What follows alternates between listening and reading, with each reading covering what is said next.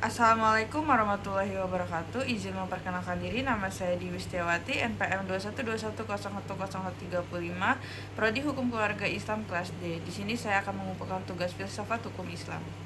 Sebagai sumber hukum serta sunnah dan fungsinya. Pengertian sumber dan dalil. Hukum kata sumber hukum Islam merupakan terjemah dari kata bahasa Arab masdar al-ham atau jamaknya masdir al-ham. Kata tersebut tidak ditemukan kitab-kitab ditulis oleh ulama-ulama fikih dan usul fikih klasik. Tiga kata tersebut menjadi istilah para ahli usul fikih baru muncul sekitar abad ke-14 Hijriah atau sekitar pengetahuan ke abad 20 Masehi.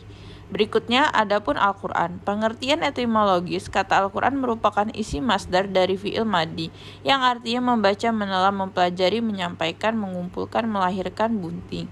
Kata qiraah dan Al-Quran keduanya merupakan isi masdar dari qiraah yang artinya pembacaan atau bacaan. Berikutnya, adapun pengertian terminologisah. Istilah ahli kalam Al-Quran adalah sifat yang qadim yang berhubungan dengan kalimat-kalimat yang penuh hikmah yang tersusun dari awal surat Al-Fatihah sampai surat An-Nas. Istilah ahli usul fikih dan ahli fikih Al-Quran itu adalah kalam Allah Subhanahu wa taala yang memukjizatkan, yang diturunkan kepada Nabi Muhammad, yang dituliskan di mushaf, yang dimuktikan secara muwatir dan dipandang sebagai ibadah bagi yang membacanya.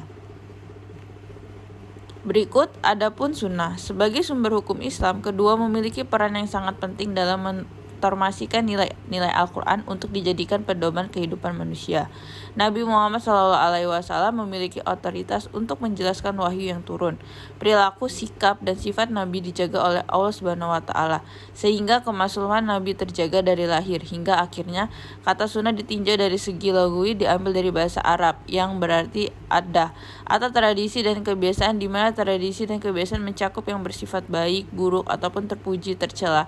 Dengan demikian, maka sunnah dalam ungkapan lain adalah tholik, mutadat, hasanah, kana al-asdi. Dalam Al-Quran, kata sunnah disebut secara berulang-ulang, baik dalam bentuk mufrad maupun dalam bentuk jamak. Pengertian menyebutkan kata sunnah dalam Al-Quran pada umumnya merujuk pada pengertian lughawi sebagaimana setelah disebutkan sebelumnya. Berikutnya adapun fungsi sunnah terhadap Al-Quran. Fungsi sunnah sebagai penguat takkid hukum dalam Al-Quran. Dalam fungsinya ini, menurut hemat penulis, sunnah melakukan takkid pengertian atau hukum-hukum yang terkandung dalam Al-Quran dengan mempergunakan beberapa cara, diantaranya sebagai berikut. Yang pertama, adapun menegas kedudukan hukumnya seperti dan sebuah wajib fardu dituangkan yang sejenisnya. Yang kedua, memerintahkan segi-segi bahasa yang timbul sebagai efek dari suatu perbuatan terlarang.